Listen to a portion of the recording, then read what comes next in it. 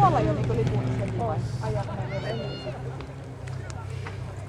Joo, Sen verran kisaillaan kuitenkin, että ratajärjestys selviää tämän lähdön perusteella.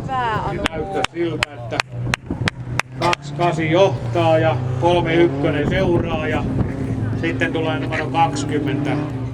Liputa PTC. Ei, se lipu.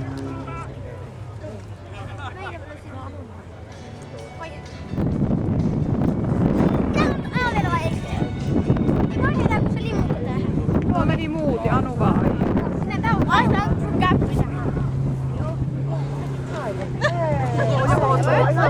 Toiset meni vissiin jo varikolle. No.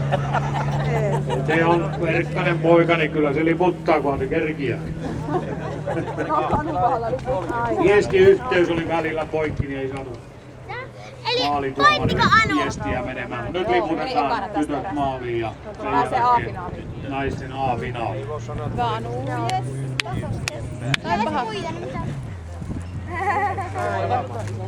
Outo kisa. Okei, selvä. Näkihän se tuon nyt tuon lipun. Vielä tulee. Elä enää. Ja nyt tuli nopeasti jo lista naisten A-finaalista, vaikka osa autoista on vielä tuolla radalla. Hyvä Anu. Toimiston tytöt on todella tiukkana ja terävänä tänään. Jos Anu... Eli Ronne ja Tervo.